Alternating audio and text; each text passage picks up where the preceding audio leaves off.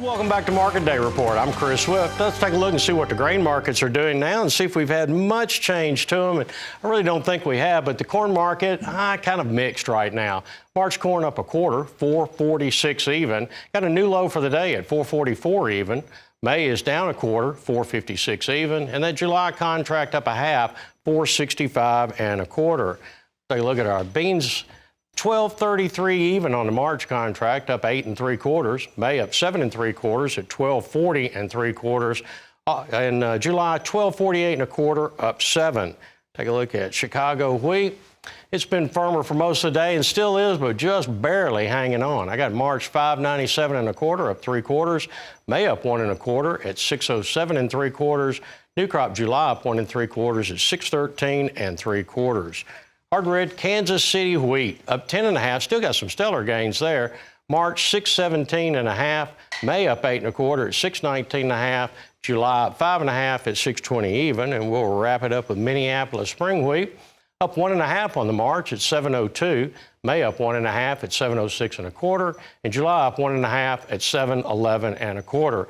And as the old saying going, if you leave the door open too long, you never know what the cat's going to drag in. And lo and behold, the cat drug in Tommy Grisafi this morning. So Tommy, welcome to the show, sir. Thank you. I wish I was Scott, but I'm not. So I'm sure glad to have you here. Well, thank you. I liked it better being here this morning when corn was up 4 or 5. That was kind of slipping just a little bit there. I thought I was missing the biggest rally ever. I said, I'm missing it. I'm missing the start of the next big thing. And then a couple hours later, corn's lower on the day. So volatility's low. Things are condensed. Markets aren't really, they look to be getting excited, but maybe we're just excited as brokers and people hoping that they go. But I'll tell you this, beans are looking better. Yeah. They're, on a day when corn starts up and goes down, you look, beans are still up there. And wheat, how much lower was wheat going to go, right? It's easy for us to come on shows like this and say, we're going to bounce. Yeah. Sure. On what day and how much? Right. That's what they all want to know. Right. So I watched the meal market and the bean oil market, because you talked about the beans there. That meal market went from a really inverted carry now to back into a carry charge market, and so too has the bean oil. Are we going to get that going back the other way now that we're, almost $120 off the highs in meal? Yeah, the funds, they did themselves no favors. They get so long up there, and then you get the farmer who's long, and you get a big South American crop, even though people are saying, it's all ruined. There's bushels down there. We're coming into harvest here in South America, and they plow into these markets and they plow out. That soybean market went down a lot more, really quick, really fast, and I think they took some heads with it. They rolled through there like a bowling ball. The funds were so long, and now when you look at last week, funds have really left that market. And I look at total participation. So I think commodity funds in general, we've lost quite a bit of that fund money that we are trading on there, and just looks like we don't have a great deal of human participation out there yet. Well, not only are the funds not long, they're a big, big net short. When you add up the corn, beans, wheat, all the contracts, I think this is the shortest they've been since 2019, if my facts are correct. And 2019 feels like a year ago, but that was 5 years ago. So the funds have been a big participant in the markets. They've been long. They've added wealth. I always tell clients, when the funds are long grain, you want to sell it to them. Because if the funds decide to go from long and get out, then you're caught long. So the farmer's just a big natural long, and the funds have the other side of that right now. We're going to battle it out. If there was a catalyst, and everyone's saying this, but if there's a catalyst, you could see some funds covering. And when I see corn at 5, I think it's starting, and then corn unchanged, I'm like, nothing changed. Because based on settles, nothing really changed in their world, as long as they didn't know corn was up 5 this morning. Exactly. So I've noticed a lot of the charts look identical, and we can go back to the 2020 time frame, just before COVID got really serious. Everything was bottoming. And then we had the huge rally. We put in trillions of dollars into the economy, and most commodities look pretty much the same when you look at them on the chart. It's kind of hard to distinguish some from the others when we look out there. Is there anything that's really going to push one commodity in front of the other going forward? Oh, that's interesting. I mean, you're talking about the whole spectrum, like how's copper look, or how's gold look, or silver, or crude.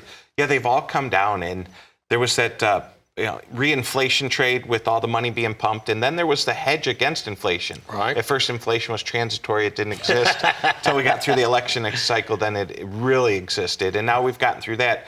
I think a lot of people who bought commodities as a hedge to inflation have since moved on. Yeah, absolutely. We're going to finish this discussion here in just a second. We're going to go away and take a real quick commercial break. Stay with me. I'm talking to this guy, Tommy Grisafi. Welcome back to Market Day Report. Let's run through our cattle numbers real quick so we can get back to talking with Tommy Grisafi. And let's see, we're still holding the gains in the cattle market. I got Feb 174.67 up 90. Got the April contract up a buck at 177.90. June fats up 80 at 175.07. Not a great deal of change from the last time, except for the feeder cattle. They're showing a little bit more gains now, up 137 on the Jan, 231.20. March contract up 225 at 233.52, and the April contract up 205 at 239.15. And we'll wrap it up with our hog market this morning. Still showing good gains this morning with Feb up 210 now, 73.02. April up 282 at 80.45, and the June contract up $1.65 at 93.42. Got my guest here, Tommy Grisafi. And Tommy, I know that the weather's been a very big impact on just about all of the United States, and even for our south here, we're pretty much getting out of it. But the guys up north still got some things to deal with, don't they? Yeah, we're in a weather market, but some interesting news overnight in the hogs. That was interesting what China said. That definitely sparked it. I like to look at those June months, and sometimes we quote the market in front.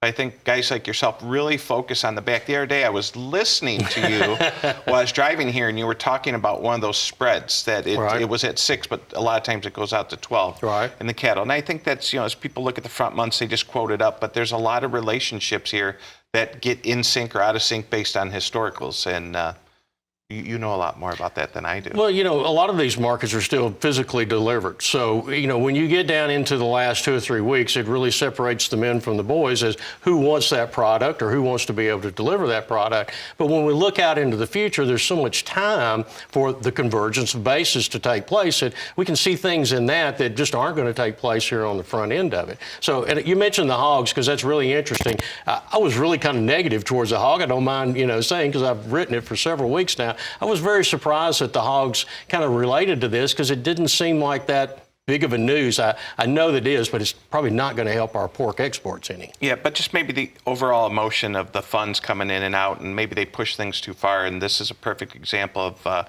as the cattle and hogs have washed out, they've had a horrible couple months. But as they come back, you can start to see that short side, we go a couple days against you. That'll make that spec short who's getting in the market kind of nervous as they can't go buy it back. So they're probably bidding cheaper. If they don't get a chance to buy it back, we'll continue to have short covering. That'd be interesting to see. So anything else in the cattle market that you like, don't like, dislike? Well, the cattle, I feel the trade's thin. You mentioned earlier about thin trades, and I like trading corn. It's a very deep liquid market. When you look at cattle, you could get up, go to the restroom. They could be a whole lot different price.